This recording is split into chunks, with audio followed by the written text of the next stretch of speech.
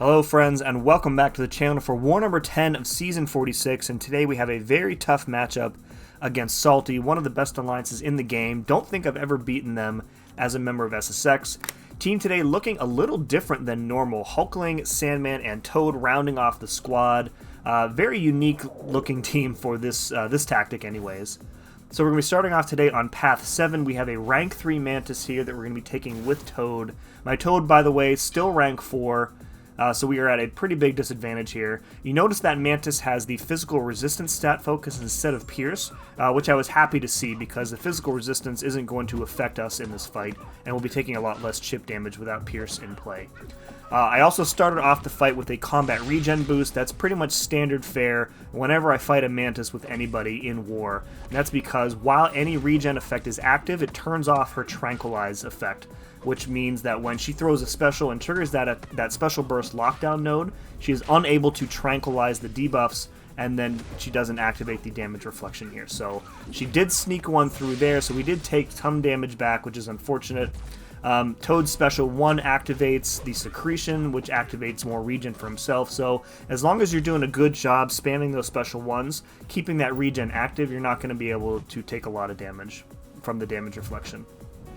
Baiting out this special 2, and that is all she wrote. One more special 1 kills her. So I think that's my only Toad fight too. So, all right, moving on, we have a Absorber Man here on node 16. We're going with Sandman. So the plan here is really just to reverse his healing. This node doesn't have Indomitable on it, so we're just going to keep spamming our special 1. We are not going to do the normal Sandman rotation here, just because it's more efficient and faster to kill him with the regen reversal here.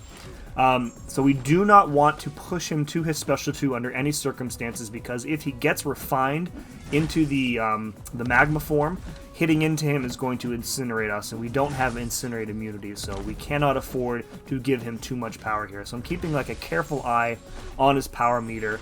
With all the petrifies that we have active right now, it's really putting a lock on Mystic Dispersion, so I can safely dex these specials, and then when I counter him, I'm not giving him too much power here. Making good use of the Striker there to get back to my special 1. Cutting this one a little closer than I would have liked, but we're good. So when you are in a fight here with regen reversal, the only danger here is taking too many blocked hits, because when he's going to be constantly in his refined form, and you don't want to take a crit through the block. I took that special 1 there. You can see it removed like half of my health. So too many even blocked hits in this fight are very, very dangerous. So I talk a lot in my videos about like cycling special attacks. You really want to get yourself in a position where you can constantly bait and punish a special attack without needing to parry or take a blocked hit first. So that's kind of what I'm aiming to do here. So we'll counter that special attack, and he drops. So, all right, moving up to section 2, we have a rank 2 WONG here on Hazard Shift. We've healed up Sandman, and we're going to go in here with him. So we are immune, of course, to both shock and bleed, so we don't have to worry about Hazard Shift at all. We do kind of have to worry about Power Focus, because WONG Special 2 can be unblockable under certain circumstances.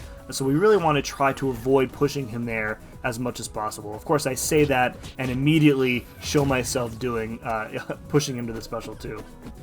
So, I felt like the danger in this fight was the power gain, right? So to that end, I am spamming my special 1 just like we did in the previous fight, taking care of the power gain in case he charges his heavy, and also from Mystic Dispersion. You really don't want to do the standard Sandman rotation in this fight, because when he's rooted, WONG is going to want to throw those heavy attacks like every champ does, except when he does it, he's going to be unstoppable, and he's going to get that power gain. So it really, really messes with Sandman's rotation when you do that. So again, just spamming special 1s in this fight. I've sped it up because it's a really long fight here. There's another unblockable special 2, but I was unstoppable, so I didn't really take any damage from it. Yeah. We don't have the luxury of the decelerates, again, because I'm not pushing myself to special 2, really just working hard, keeping those petrifies up, and making sure that I'm baiting specials between a bar and 2 bars of power. Pushing him to the special 2, I don't want to if I can avoid it. If I feel like he's being stingy, I can, or if I can get like a really nice heavy in, I will do it. But other than that, this is a really, really safe fight with Sandman. He really counters a lot of what WONG has going on, and there we go. We took barely any damage, so that was nice. All right, my last fight of the war is a Magneto on Hazard Shift. We're going to go in here with Hulkling, and this is kind of just like a nuke it fight. I had a couple people in my alliance send me examples of how to do this. Mine does not go as smoothly as theirs did. You saw me pop an advanced power boost, so the play here is just to build power by parrying, and I hit into his block a couple times to gain pierce buffs.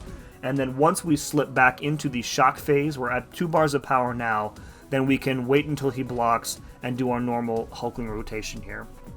Now, I was running Cosmic Boost here, however, my Hulkling is not ascended, so you're going to see here that when I use my special 2, it gives me just short of 2 bars of power here. So yeah, and then I get tagged by a special 1. So again, if you're using an ascended Hulkling here, the fight is probably over at this point in time, because that second special 2 is going to more or less finish the job, and if you really need some additional hits after that, you can follow up with like a third special 2 or a special 1. But yeah, so I'm just trying to, recover here, I guess, from that special 1 to the face. I thought I was at 2 bars of power there. I tossed the special 1 when I really didn't mean to. We have our unblockable ready here, so we're just trying to wait out, again, the bleed phase. And as soon as we get back into the shock phase on Hazard Shift, the fight is pretty much going to be over. We have enough shapeshift charges to reactivate our unblockable. No worries there. You notice that the counter is at 4 instead of 5. That's because Hulkling has a synergy with Toad that reduces that number. So yeah, another short war for me, but wouldn't you know it, we actually did come away with the win.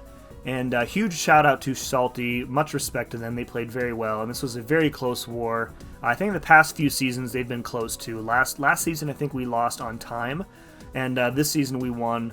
It was like a 1 death difference, so very, very close war. It felt good to finally get a win versus them, for sure. 4 kills for me, 0 deaths, and our record has improved to 7-3. Again, in past seasons, 7 wins has been enough to lock up top 10, definitely Masters, but potentially top 10.